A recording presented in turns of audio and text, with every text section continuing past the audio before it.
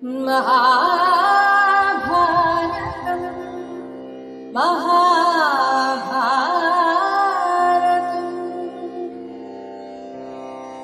यदा यदा हि धर्मस्य ग्लानिर्भवति भारत अभ्युत्थानमधर्मस्य तदात्मानं सृजाम्यहम् परित्राणाय साधूनां विनाशाय च दुष्कृतां धर्मसंस्थापनार्थाय സംഭവാമി യുഗേ യുഗേ. ഒരു ദിവസം പാണ്ഡവന്മാർ 5 പേരും കൂടി ബ്രാഹ്മണർക്കു വേണ്ടി മാംസാഹാരം സമ്പാദിക്കുവാൻ നായാട്ടിന് 4 ദിക്കിലേക്കും പോയി. ഇത് കേൾക്കുമ്പോൾ നമുക്കൊരു ഞെട്ടലുണ്ടാകാം. പക്ഷേ അന്നൊക്കെ അത് ചെയ്യുമായിരുന്നു എന്നാണ്. ബ്രാഹ്മണരും മാംസാഹാരം ഭക്ഷിക്കുമായിരുന്നു. അതുകൊണ്ട് അവരുടെ കൂടെയുള്ള ബ്രാഹ്മണർക്ക് വേണ്ടി മാംസാഹാരം സമ്പാദിക്കുവാനാണ് നായാട്ടിനായിട്ട് 4 ദിക്കിലേക്കും പോയത്. അങ്ങനെ പോകുമ്പോൾ തപോധനനായ തങ്ങളുടെ കുലഗുരു ധൗമ്യ മഹർഷിയെ ആണ് ദ്രൗപദിയെ രക്ഷിക്കുവാൻ ഏൽപ്പിച്ചത്. ഇങ്ങനെ ഇരിക്കുന്ന ഒരു സമയത്ത് ഒരു സംഭവം ഉണ്ടായി. സിന്ധു രാജാവായ വൃദ്ധക്ഷത്രന്റെ പുത്രൻ ജയദ്രഥൻ ഒരു വിവാഹത്തിനായി പോവുകയായിരുന്നു. ഈ ജയദ്രഥൻ കൗരവരുടെ അനുജത്തിയായ ദുശ്ശളയുടെ ഭർത്താവാണ്. പക്ഷെ അന്നൊക്കെ പുരുഷന്മാർക്ക് അഥവാ രാജാക്കന്മാർക്ക് ഒന്നിലേറെ വിവാഹം ആവാം എന്നതുകൊണ്ട് ആ രാജകുമാരൻ മറ്റൊരു വിവാഹം കഴിക്കാനായിട്ട് പോവുകയായിരുന്നു. അങ്ങനെ പോകുന്ന വഴിക്ക് അവർ കാമ്യക വനത്തിലെത്തി. ഇങ്ങനെ ആശ്രമദ്വാരത്തിൽ ആ കാനനത്തിൽ അവർ ദ്രൗപദിയെ ഉലാത്തുന്നതായിട്ട് കണ്ടു. ദ്രൗപദിയെ കണ്ട് അവളുടെ ശരീരശോഭ കണ്ട് ഈ ജയദ്രഥനും കൂട്ടരും അത്ഭുതപ്പെട്ടു. ആരാണ് ഇവൾ? ഇവൾ അപ്സരസാണോ? ദേവന്മാരുടെ മായയാണോ? ഇങ്ങനെയൊക്കെ ചിന്തിച്ച് അവർ അവളെ കൈകൂപ്പി. ഈ ജയദ്രഥൻ ദുശ്ശളയുടെ ഭർത്താവാണ്. സ്വാഭാവികമായും ഈ ജയദ്രഥനും പണ്ട് ദ്രൗപദിയുടെ വിവാഹത്തിന് പോയിട്ടുണ്ടാകണം. അങ്ങനെയെങ്കിൽ ദ്രൗപദിയെ മുന്നേ കണ്ടിട്ടുണ്ടാകണം. പക്ഷെ എന്നിട്ടും ഇവിടെ പറയുന്നത് ദ്രൗപദിയെ ഇതിനു മുൻപ് കണ്ടിട്ടില്ലാത്തത് പോലെയാണ്. അത് എന്തുകൊണ്ടാണെന്നറിയില്ല. ഒരു പക്ഷേ കുറെ നാളായി കാണാത്തത് കൊണ്ട് ഒരു പരിചയം തോന്നാത്തതായിരിക്കാം. എന്തായാലും സിന്ധു രാജാവായ ജയദ്രഥൻ ആ സുന്ദരിയെ കണ്ട് വിസ്മയിച്ച് കാമമോഹിതനായി തന്റെ സുഹൃത്തായ കോടികാസ്യനോട് ഇപ്രകാരം ചോദിക്കുകയാണ്: ഇവൾ ആരായിരിക്കാം? ആരുടെ പുത്രിയാണ്? എന്തായാലും ഈ മനോഹരിയോടുകൂടി ചേരുകയാണെങ്കിൽ എനിക്ക് വേറെ വിവാഹമൊന്നും വേണ്ട, വിവാഹത്തിന് പോവുകയും വേണ്ട. എനിക്ക് ഇവളെ തന്നെ മതി. ഇവളെ എൻ്റെ ഗൃഹത്തിലേക്ക് കൂട്ടിക്കൊണ്ടുപോകണം. അതുകൊണ്ട് ഭവാൻ അവളുടെ സമീപത്ത് ചെന്നിട്ട് അവളോട് വിവരങ്ങളൊക്കെ ചോദിച്ച് മനസ്സിലാക്കുക. അവൾ ആരുടെ പുത്രിയാണ്? ഭർത്താവുണ്ടോ? ഇനി ഉണ്ടെങ്കിൽ തന്നെ ആരുടെ ഭാര്യയാണ്? എന്തിനാണ് ഈ കാനനത്തിൽ ഇങ്ങനെ വന്നത്? ഇതെല്ലാം ചോദിച്ചറിഞ്ഞിട്ട് എന്നെ വന്ന് അറിയിക്കൂ. ഇങ്ങനെ ജയദ്രഥന്റെ വാക്ക് കേട്ടിട്ട് കോടികാസ്യൻ ദ്രൗപദിയുടെ അടുത്ത് വന്ന് ചോദിച്ചു. അതേസമയം ശുദ്ധമാനസയായ ദ്രൗപദി അതിഥി സത്കാരം ചെയ്യാനായിട്ട് ഒരുങ്ങി എന്നത് പോലെയാണ് ഇവരെ ക്ഷണിക്കുന്നത്. ദ്രൗപദി തന്റെ ഭർത്താക്കന്മാരെ കുറിച്ചൊക്കെ പറഞ്ഞു, അവർ ഇപ്പോൾ മടങ്ങിയെത്തും. നിങ്ങൾ അവരുടെ സത്കാരം കൈക്കൊണ്ടതിന് ശേഷം പോയാൽ മതി. കുതിരകളെയൊക്കെ അഴിച്ചുവിട്ട് ആശ്വസിക്കുക. എന്തായാലും എൻ്റെ ഭർത്താവായ ധർമ്മപുത്രർ എല്ലാവരെയും സത്കരിക്കുന്നതിൽ താല്പര്യമുള്ള ആളാണ്. നിങ്ങളെ കണ്ടാൽ അദ്ദേഹം സന്തോഷിക്കും. ഇപ്രകാരം ദ്രൗപദി ആ കോടികാസ്യനോട് പറഞ്ഞിട്ട് അതിഥികളെ സത്കരിക്കുവാൻ വേണ്ടുന്നതൊക്കെ ഒരുക്കുന്നതിനായി സസന്തോഷം പർണശാലയിലേക്ക് നടന്നു. എന്നാൽ ഇത് കേട്ട് ജയദ്രഥൻ പറയുകയാണ്: എന്റെ മനസ്സ് അവളിൽ രമിച്ചുകൊണ്ടിരിക്കെ അവളെ അവിടെ വിട്ട് ഭവാൻ ഇങ്ങ് വെറും കൈയോടെ പോന്നത് കഷ്ടമായി. അവളെ കണ്ടതോടുകൂടി മറ്റ് സ്ത്രീകളൊക്കെ എനിക്ക് പെൺകുരങ്ങുകളായി തീർന്നിരിക്കുന്നു. സത്യമാണ് ഞാൻ പറഞ്ഞത്. എൻ്റെ ഒരു ദർശനം കൊണ്ട് തന്നെ അവൾ എൻ്റെ ഹൃദയം അപഹരിച്ചു കഴിഞ്ഞു. എടോ കോടിക, അവൾ മനുഷ്യ സ്ത്രീ തന്നെയാണോ? അപ്പോൾ കോടികാസ്യൻ പറഞ്ഞു, അവൾ പാഞ്ചാലപുത്രിയാണ്, ദ്രൗപദിയാണ്. പാർത്ഥന്മാരുടെ പ്രിയതമയായ ആ മാന്യയോടുകൂടി ഭവാൻ വേഗം സൗവീരത്തേക്ക് പൊയ്ക്കൊള്ളുക. അങ്ങനെ ജയദ്രഥൻ പറഞ്ഞു, എങ്കിൽ ഞാൻ തന്നെ ആ പാഞ്ചാലപുത്രിയെ ചെന്നു കാണാം. അങ്ങനെ ഈ രാജാവിന്റെ നാടാണ് സൗവീരം. മറ്റൊരാളുടെ ഭാര്യയാണ് എന്നറിഞ്ഞിട്ടും അങ്ങ് കൂട്ടിക്കൊണ്ടു പൊയ്ക്കോളൂ എന്നാണ് പറയുന്നത്. അങ്ങനെ ജയദ്രഥൻ, പണ്ട് രാമായണത്തിലെ അതേ സന്ദർഭം ഇവിടെ ആവർത്തിക്കുകയാണ്. ചെന്നായ സിംഹക്കൂട്ടിലേക്ക് എന്ന വിധം പർണശാലയുടെ ഉള്ളിലേക്ക് കടന്നു ചെന്നു. ജയദ്രഥനെ കണ്ടിട്ട് ദ്രൗപദി ആ ജയദ്രഥനെയും പ്രഭാത ഭക്ഷണത്തിനായിട്ട് സ്വീകരിക്കുകയാണ്. ഈ ജയദ്രഥനോട് പറയുന്നത്, ഭവാന്റെ പ്രാതലിനായി ഞാൻ 50 മൃഗങ്ങളെ പാകം ചെയ്ത് തരുന്നതാണ്. എന്നിട്ട് ഓരോ മൃഗങ്ങളുടെ പേരൊക്കെ പറയുന്നുണ്ട്. അതിനുശേഷം ജയദ്രഥൻ പറയുന്നു, എടോ ശ്രീമതി, നീ എനിക്ക് സത്കരിക്കുവാൻ ഉദ്ദേശിക്കുന്ന പ്രഭാത ഭോജനത്തിന് ഞാൻ നന്ദി പറഞ്ഞുകൊള്ളുന്നു. എന്നാൽ ഇപ്പോൾ ഭവതി എന്നോടുകൂടി തേരിൽ കയറുക. അതാണ് ശരിയായ സുഖം.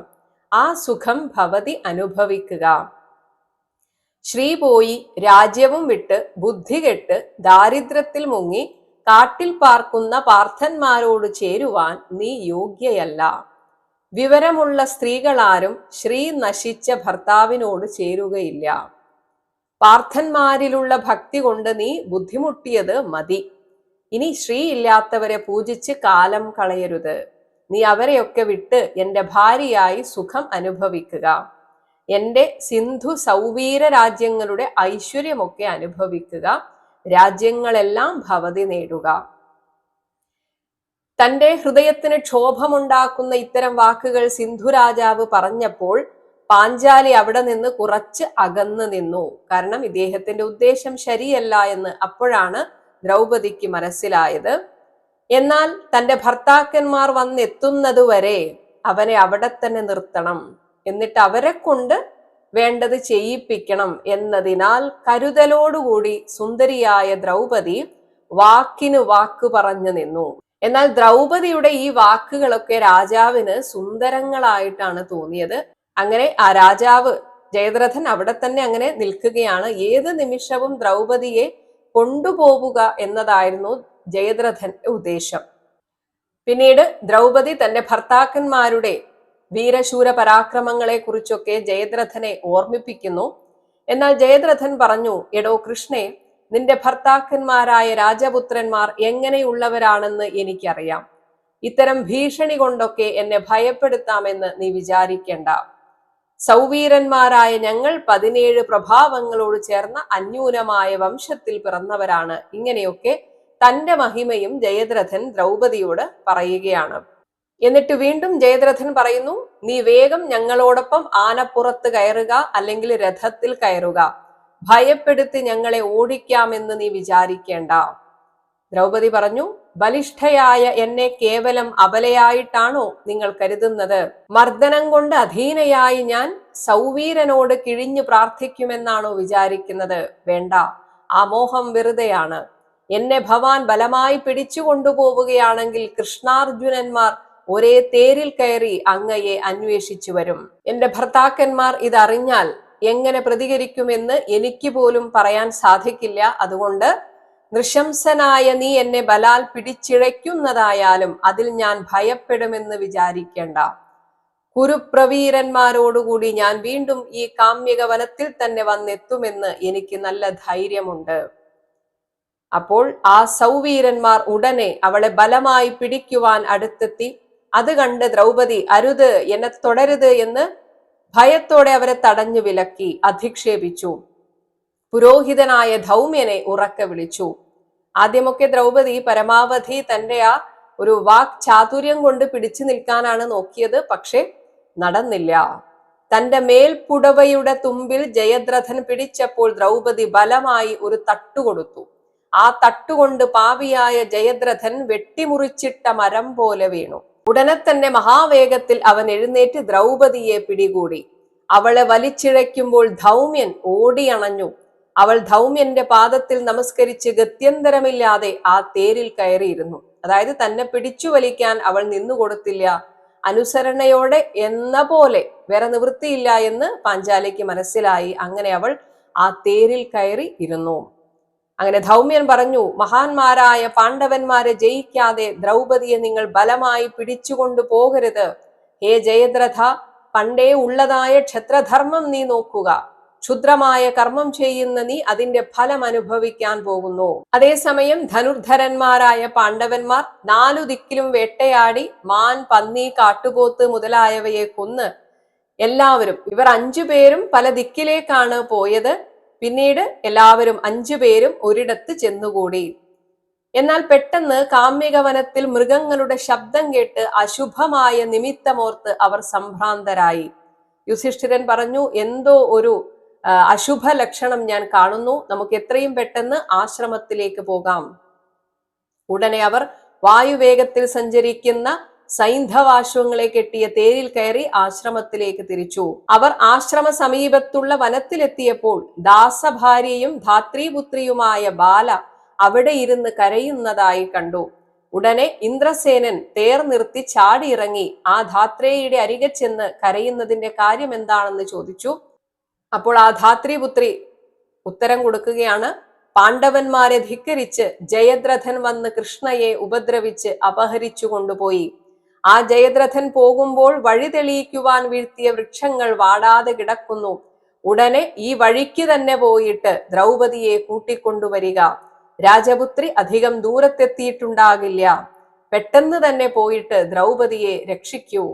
ഇപ്രകാരം പറഞ്ഞ് അവർ ധാത്രയെ കാണിച്ചു കൊടുത്ത മാർഗത്തിലൂടെ തന്നെ സർപ്പങ്ങളെപ്പോലെ ചീറ്റി വില്ലിന്റെ ഞാൺ വീണ്ടും ഉലച്ച് ശബ്ദമുണ്ടാക്കി പാഞ്ഞു. കുറച്ചു ദൂരം ചെന്നപ്പോൾ കുതിരയുടെ കുളമ്പടിയാൽ ധൂളി പറക്കുന്നതായി അവരുടെ ദൃഷ്ടിയിൽപ്പെട്ടു. അവർ സൈന്യത്തെ സമീപിച്ച ഉടനെ ധൗമ്യൻ ഇവരെ ഉറക്ക വിളിക്കുകയാണ്, ഓടി വരുവിൻ, ഓടി വരുവിൻ. ഇങ്ങനെ ധൗമ്യന്റെ നില കണ്ട് ദുഃഖിതനായ രാജപുത്രന്മാർ സസുഖം വരിക എന്ന് സാന്ത്വനം ചെയ്ത് പരുന്തുകൾ മാംസത്തെ കണ്ട വിധം ആ സൈന്യത്തെ ലക്ഷ്യമാക്കി പാഞ്ഞു. രഥത്തിൽ സ്ഥിതി ചെയ്യുന്ന തങ്ങളുടെ പ്രിയപ്പെട്ടവളെയും ജയദ്രഥനെയും കണ്ട് ആ വീരന്മാരിൽ കോപമുജ്വലിച്ചു. ഭീമാർജുനന്മാരെ കണ്ടപ്പോൾ കോപിഷ്ഠരായ ക്ഷത്രിയന്മാരുടെ ഇടയിൽ ഉത്കടമായ ശബ്ദം പുറപ്പെട്ടു. ജയദ്രഥ രാജാവിന് ഇവരുടെ കൊടികളുടെ അഗ്രഭാഗം കണ്ടപ്പോൾ തന്നെ ഉയിരുപോയി. പെട്ടെന്നുള്ള ആവേശത്തിൽ ചെയ്തു പോയതാണ്. അങ്ങനെ തേരിലിരിക്കുന്ന ദ്രൗപദിയോട് ചോദിച്ചു, എടോ ദ്രൗപദി, നിന്റെ 5 ഭർത്താക്കന്മാർ ഇതാ പാഞ്ഞു വരുന്നു. എന്നിട്ട് അവരെ പരിചയപ്പെടുത്തി തരാൻ പറയുകയാണ്. ദ്രൗപദി ചോദിച്ചു, ആയുസ് അറ്റുപോകുവാൻ പറ്റിയ ക്രൂരകർമ്മം ചെയ്ത മൂഢനായ നിനക്ക് ഇനി അവരെ വേറെ വേറെ മനസ്സിലാക്കിയിട്ട് എന്ത് കാര്യം? ഇനി നീ അനുഭവിച്ചു കൊള്ളുക. തന്റെ കൂട്ടക്കാരെല്ലാം ഓരോരുത്തരായി മരിച്ചു വീണപ്പോൾ പേടിച്ചു വിറച്ച് ജയദ്രഥൻ പാഞ്ചാലിയെ കൈയൊഴിച്ച് ഓടി വല്ലേടത്തും പോയി ഒളിക്കുവാൻ തുനിഞ്ഞു. സൈന്യങ്ങൾ കൂടിക്കലർന്ന് എതിർക്കുന്നതിനുള്ളിൽ ആ നരാധമൻ പാഞ്ചാലിയെ താഴെ ഇറക്കിവിട്ട് പ്രാണരക്ഷയ്ക്കായി കാട്ടിനുള്ളിലേക്ക് ഓടി. അങ്ങനെ ധൗമ്യനെ മുന്നിൽ നടത്തി ദ്രൗപദി വരുന്നത് കണ്ട് ധർമ്മരാജാവ് മാദ്രീപുത്രനെ കൊണ്ട് ആ പതിവ്രതയെ തന്റെ തേരിൽ കയറ്റിച്ചു. ജയദ്രഥൻ ഓടിപ്പോയപ്പോൾ സൈന്യങ്ങൾ പിന്തിരിഞ്ഞ് പായുവാൻ തുടങ്ങി. എന്നാൽ ഭീമൻ പാഞ്ഞു ചെന്ന് ശത്രുഭടന്മാരെ ശരങ്ങളാൽ കൊന്നുവീഴ്ത്തി. ഒളിച്ചോടുന്ന ജയദ്രഥനെ കണ്ടപ്പോൾ സൈന്ധവ സൈനികരെ നിഗ്രഹിച്ചുകൊണ്ട് നിൽക്കുന്ന ഭീമനെ ധനഞ്ജയൻ തടുത്തു. അർജുനൻ പറഞ്ഞു, ആര് ചെയ്ത തെറ്റുകൊണ്ടാണോ നമുക്ക് ഈ ക്ലേശമൊക്കെ ഉണ്ടായത്? ആ ജയദ്രഥനെ ഇപ്പോൾ പോർക്കളത്തിൽ കാണുന്നില്ല. അതുകൊണ്ട് ഇവരെ കൊന്നിട്ട് കാര്യമില്ല. അവൻ എവിടെ പോയെന്ന് അന്വേഷിക്കുകയാണ് ഇനി നാം വേണ്ടത്. എന്തിനാണ് നമ്മൾ ഈ ഭടന്മാരെ വെറുതെ കൊല്ലുന്നത്? ഇതിൽ ഭവാന്റെ അഭിപ്രായം എന്താണ് എന്ന് ചോദിച്ചപ്പോൾ ഭീമൻ യുധിഷ്ഠിരന്റെ അടുത്ത് ചെന്ന് ഇപ്രകാരം പറഞ്ഞു, വീരന്മാർ മരിച്ചതിന് ശേഷം ബാക്കി എല്ലാവരും പല ദിക്കിലേക്കും ഓടിപ്പോയി. ഭവാൻ കൃഷ്ണയെയും കൊണ്ട് ആശ്രമത്തിലേക്ക് പോവുക. എന്തായാലും മൂഢനായ സിന്ധുരാജാവിനെ ഞാൻ ജീവനോടെ വിടുകയില്ല. അവൻ പാതാളത്തിൽ ഒളിച്ചാലും കൊള്ളാം, ഇന്ദ്രൻ സാരഥിയായാലും കൊള്ളാം, അവനെ ഞാൻ വിടുകയില്ല. ഈ സമയത്ത് ഒരിക്കലും ചേരാത്ത ഒരു അഭിപ്രായമാണ് യുധിഷ്ഠിരൻ പറയുന്നത്. ഭീമ, നീ ആ സൈന്ധവനെ കയ്യിൽ കിട്ടിയാൽ അവൻ ദുഷ്ടനാണെങ്കിലും അവനെ കൊല്ലരുത്. അവൻ നമ്മുടെ സഹോദരിയായ ദുശ്ശളയുടെ ഭർത്താവാണ്. അതുകൊണ്ട് അവനെ വധിക്കുന്നതിന് മുൻപ് ദുശ്ശളയെയും സാധ്വിയായ ഗാന്ധാരിയെയും നീ ഓർക്കണം. യുധിഷ്ഠിരൻ ഇത് പറഞ്ഞപ്പോൾ ദ്രൗപദിക്ക് വല്ലാത്ത വിഷമമുണ്ടായി. അവൾക്ക് കോപവും ലജ്ജയും ഹൃദയത്തിൽ നിന്നുണ്ടായി. അവൾ ഭീമാർജുനന്മാരെ ഒന്ന് നോക്കി, എന്നിട്ട് ഭീമനോട് പറഞ്ഞു. കാരണം ഭീമന് മാത്രമേ ദ്രൗപദിയെ മനസ്സിലാക്കാൻ സാധിക്കുന്നുള്ളൂ. ദ്രൗപദി പറഞ്ഞു, എനിക്ക് പ്രിയം ചെയ്യണമെന്നുണ്ടെങ്കിൽ ഭീമ, നീ ആ പുരുഷാധമനെ കൊല്ലുക തന്നെ വേണം. അവൻ കുത്സിതനും പാപിയും ദുർബുദ്ധിയും കുലപാംസനനുമാണ്. രാജ്യത്തെ അപഹരിച്ച ശത്രുവിനെയും ഭാര്യയെ അപഹരിച്ച ശത്രുവിനെയും അപേക്ഷിച്ചാൽ പോലും പോരിൽ വിട്ടയച്ചുകൂടാ. ഇത് കേട്ട് ഭീമാർജുനന്മാർ ഉടനെ തന്നെ ജയദ്രഥനെ അന്വേഷിച്ച് പുറപ്പെട്ടു. ധർമ്മജൻ ദ്രൗപദിയെ കൂട്ടിക്കൊണ്ട് പുരോഹിതനോടുകൂടി ആശ്രമത്തിലെത്തി. ജയദ്രഥന്റെ പിറകെ പോയപ്പോൾ ഏതാനും വിളിപ്പാടകലെ ജയദ്രഥൻ ഉണ്ട് എന്ന് മനസ്സിലാക്കിയ അർജുനൻ ഒരു അത്ഭുത പ്രവൃത്തി ചെയ്തു. ഒരു വിളിപ്പാടകലയായ ദ്രുതഗതിയിൽ ഓടുന്ന ജയദ്രഥന്റെ കുതിരകളെ ധനഞ്ജയൻ ദിവ്യാസ്ത്രം മന്ത്രിച്ചയച്ച് കൊന്നുവീഴ്ത്തി. ദൂരെ നിന്ന് ആ കുതിരകളെ കൊന്നു. കുതിരകൾ ചത്തപ്പോൾ ഭീതനും വ്യാകുലചിത്തനുമായി തീർന്നു ജയദ്രഥൻ. ഒറ്റയ്ക്കുഴലുന്ന സൈന്ധവന്റെ നേരെ ഭീമാർജുനന്മാർ പാഞ്ഞു ചെന്നു. കുതിരകൾ ചത്തു. ഇത് കണ്ടപ്പോൾ സൈന്ധവൻ ഭയപ്പെട്ട് ദുഃഖിച്ച് ഒളിക്കുവാൻ ഇടം നോക്കി കാട്ടിലേക്ക് പാഞ്ഞു. പിന്തിരിഞ്ഞോടുന്നതിൽ നിപുണനായ സൈന്ധവനെ അർജുനൻ പേരെടുത്ത് വിളിച്ച് പിന്തുടർന്ന് ഇപ്രകാരം ചോദിക്കുകയാണ്, ഇമ്മാതിരി പരാക്രമം കൊണ്ടാണോ നീ ഒരു സ്ത്രീയെ ബലാൽ കാമിച്ചത്? രാജപുത്രനായ നിനക്കിത് ഒരിക്കലും ചേർന്നതല്ല. ജയദ്രഥ, പിന്തിരിഞ്ഞോളൂ. അനുചരന്മാരെയൊക്കെ വിട്ട് ശത്രുമധ്യത്തിൽ നീ ഓടുന്നത് എന്തിനാണ്? എന്നാൽ ഭീമൻ അവന്റെ പുറകെ ഓടിച്ചെന്നു. ഇതേ സമയം അർജുനനും പറയുകയാണ്, പിന്തിരിഞ്ഞോടുന്നവനെ വധിക്കരുത്, അത് യുദ്ധധർമ്മമല്ല, അവനെ വെറുതെ വിടൂ എന്ന് പറഞ്ഞു. എന്നാൽ ഭീമൻ വിട്ടുകൊടുക്കാൻ തയ്യാറല്ലായിരുന്നു. ദ്രുതഗതിയിൽ ഓടുന്ന സൈന്ധവനെ ഭീമൻ തേരിൽ നിന്ന് ചാടി ഓടിച്ചെന്ന് അമർഷത്തോടെ തലമുടി ചുറ്റിപ്പിടിച്ച് നിർത്തി അവനെ പിടിച്ചു പൊക്കി ഭീമൻ നിലത്തിട്ടൊന്ന് ചതച്ചു. പിന്നെ തലമുടി ചുറ്റിപ്പിടിച്ച് വീശി നിലത്തൊരടി അടിക്കുകയും ചെയ്തു.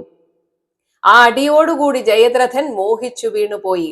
അല്പസമയം കഴിഞ്ഞ് ബോധം വന്നപ്പോൾ എഴുന്നേൽക്കുവാൻ ശ്രമിച്ച ആ ജയദ്രഥന്റെ തലമണ്ടയ്ക്ക് ഭീമൻ ഒരു പ്രഹരം കൂടി കൊടുത്തു. പ്രഹരത്താൽ പീഡിതനായ ജയദ്രഥൻ വീണ്ടും മോഹാലസ്യപ്പെട്ടു. അപ്പോൾ അർജുനൻ അടുത്തു ചെന്ന് ദുശ്ശളക്കു വേണ്ടി ധർമ്മരാജാവ് പറഞ്ഞത് ഓർമ്മ വേണമെന്ന് പറഞ്ഞ് ക്രുദ്ധനായ ഭീമനെ അക്രമത്തിൽ നിന്ന് തടഞ്ഞു. അപ്പോൾ ഭീമൻ പറഞ്ഞു, ഈ മഹാപാപി എന്റെ കയ്യിൽ നിന്ന് രക്ഷപ്പെടുവാൻ അർഹനല്ല. ക്ലേശമേൽക്കാൻ അർഹതയില്ലാത്ത കൃഷ്ണയെ ക്ലേശിപ്പിച്ച കുത്സിതനാണ് ഈ പാപി. ഞാൻ എന്ത് ചെയ്യും? ഈ രാജാവാണെങ്കിൽ, അതായത് യുധിഷ്ഠിരൻ, എപ്പോഴും സ്ഥാനത്തും അസ്ഥാനത്തും കൃപ കാണിക്കുന്നു. എനിക്കിത് സാധിക്കില്ല. നീയും എന്നെ അല്പബുദ്ധി കൊണ്ട് കുഴയ്ക്കുകയാണ്. ഭീമൻ ആകെ കുഴങ്ങി എന്തു ചെയ്യും? ഒരു ഭാഗത്ത് ജ്യേഷ്ഠൻ പറയുന്നു ഇവനെ കൊല്ലരുത് എന്ന്, എന്നാൽ മറ്റൊരു ഭാഗത്ത് ദ്രൗപദിയെ അവൻ തൊട്ടതിന്റെ അല്ലെങ്കിൽ പിടിച്ചുകൊണ്ടുപോയതിന്റെ പകയുമുണ്ട്.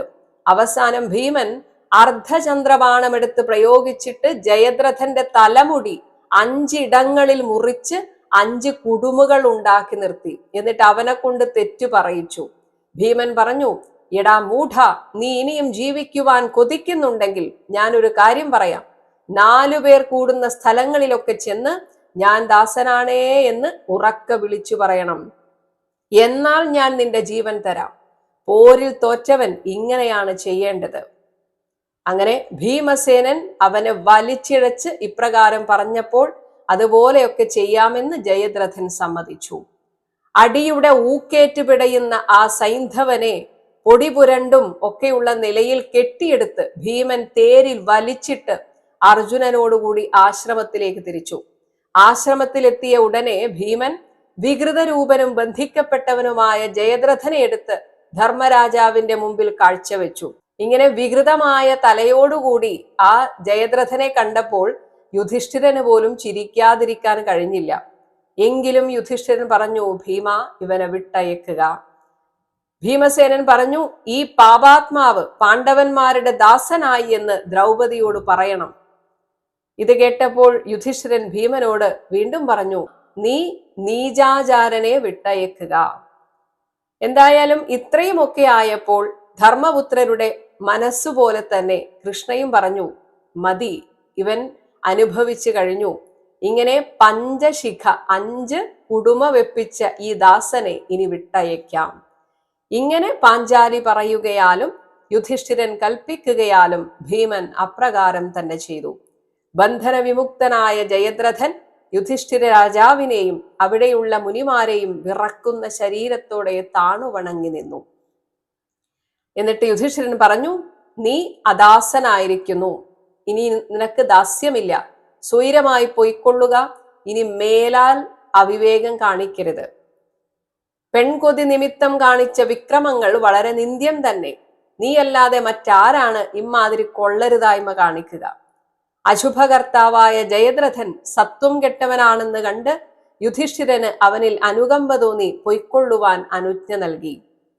എടോ ജയദ്രഥ, നിന്റെ ബുദ്ധി ധർമ്മത്തിൽ സ്ഥിതി ചെയ്യട്ടെ, അധർമ്മത്തിൽ ഒരിക്കലും മനസ്സു വെക്കരുത്, നിനക്ക് മംഗളം ഭവിക്കട്ടെ എന്നൊക്കെ യുധിഷ്ഠിരൻ പറഞ്ഞപ്പോൾ അവൻ നാണിച്ച് തല താഴ്ത്തി നിന്നു. പിന്നെ ആ ജയദ്രഥൻ ദുഃഖത്തോടുകൂടി ഗംഗാദ്വാരത്തിലേക്ക് പോയി. മഹാ